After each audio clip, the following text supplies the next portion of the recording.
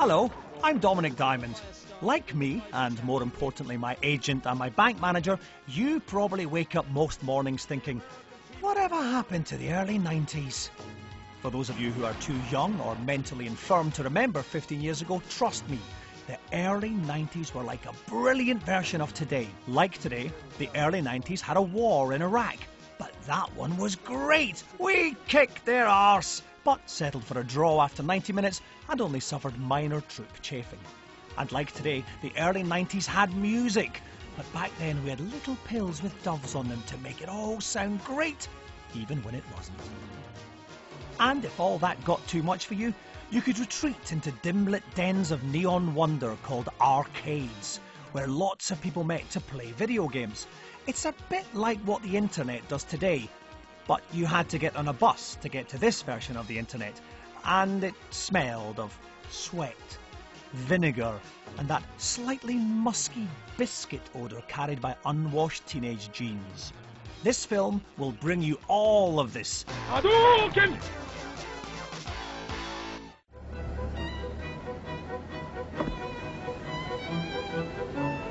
Pardon me, do you have any Grey Poupon? Wayne's World came out in 1991, another example of events of the early 90s foreshadowing those of today. It was a film about two wasters who sat in a room talking barely thought out guff that still somehow seemed funny. In fact, if Wayne's World had a scene in which they phoned up an old age pensioner and left messages about shagging his daughter, it would have been just like Jonathan Ross and Russell Brand. Not. See, I don't think anyone who was living life in the 90s did not start reciting anything from Wayne's World. Not. Duh. Was that Bill and Ted? Excuse me? Baking powder? You would actually reply in the negative solely so you could add not on the end of the sentence. That doesn't really happen now, does it? Bacon sandwich, not for me. Not. I can't remember the catchphrases apart from schwing. Schwing. We're not worthy. I've still used that when I meet celebrities now. Why people didn't just slaughter us, I have no idea. Jeremy, one of my mates, would go around going, "Foxy, foxy," like that, and I didn't know what this meant, but would every now and then go, "Foxy, yeah, ha ha ha." Who didn't start rocking out to Wayne's World? And every time Bohemian Rhapsody would come on in a car, if your dad was driving, that had to happen. I would join in with the headbanging, not having a clue why I was doing it. But I then watched it 10 years later and it all made sense. Wayne's World rocked it. Basic Instinct was the most controversial film release of the time, with sexual content not previously seen in a mainstream movie. It was also one of those times where you left the cinema not necessarily remembering all the film, but never forgetting a brief snatch. I don't remember any of the film apart from that moment, do you? Oh, what? The bit where Michael gets out of the car? Gets out yes, the car. That's the one. I've not actually seen the whole film. I've just seen that bit. She's definitely got no knickers on. You can see that the essence of it. From what I can remember, you can't actually see anything. Not that I'm being perverted or anything. You can't actually see anything. I'm sure many, many men across the world paused and rewound and destroyed their videotapes looking for the crucial moment. We had a bit of a crap video and I do frame advance and it was kind of all blurry and the picture was going all like this. Yeah, and they wouldn't be able to do a slow motion thing. Yes. I was constantly rewinding that shit. I mean, Sharon Stone was fully nude. Unfortunately, so was Michael Douglas. Yay, us girls get such a treat with that one. Another parallel betwixt the early 90s and the late noughties is Robin Hood. Today we have the Saturday evening BBC One drama. In 1991 we had Kevin Costner's Robin Hood, Prince of Thieves. Both popular, both crap. But only one had an American Robin Hood and a face-punchingly annoying title song that hung around the charts like a nuclear isotope for an entire year. The rumours about Robin Hood, Prince of Thieves at the time was amazing. The fact that we had, there was a black guy in it for the first time.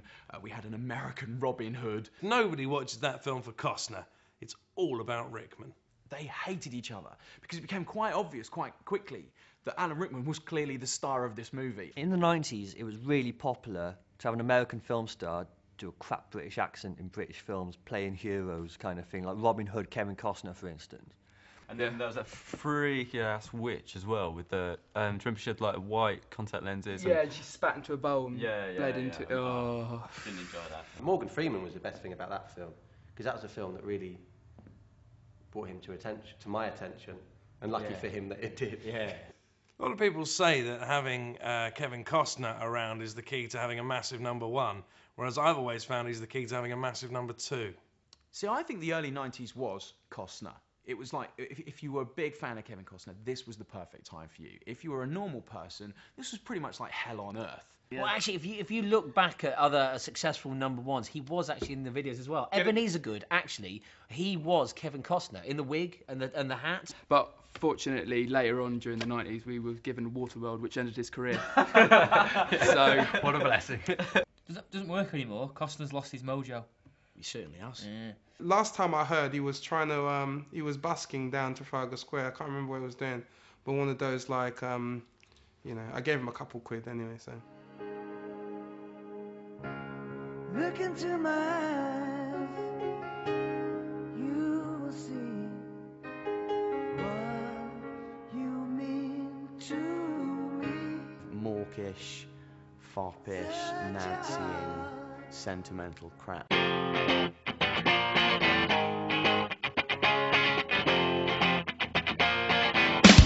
1991 was the greatest year for music ever.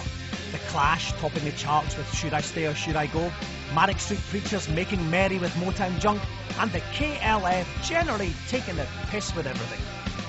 Best of all were a bunch of smelly-haired wacky dayglow funsters from Seattle showing that the drugs do work, at least in the short term, as long as you keep the gun having Well, I think obviously when Nirvana were coming up with the lyrics, they might have been sat around in a dirty room off their piles. We do a bit of DJing, and when we play it, I used to just sort of mime it because I didn't have a clue what you were saying.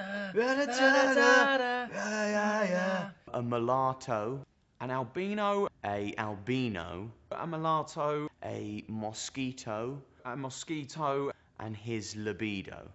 Are those really the lyrics? What does that mean? A load of words put together, nobody knows what they are. But in their world, they will know exactly what it means to the T. Is it the start of a really bad joke?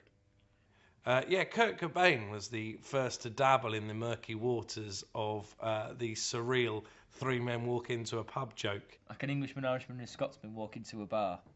Is it a mulatto and albino? What are you thinking? Walk into a bar. Now, Cobain, as we all know, is a reductionist. He's always looking for the one note, the one truth. But to be fair, it sounds quite good. So it doesn't have to make sense, does it? And now we'll never know.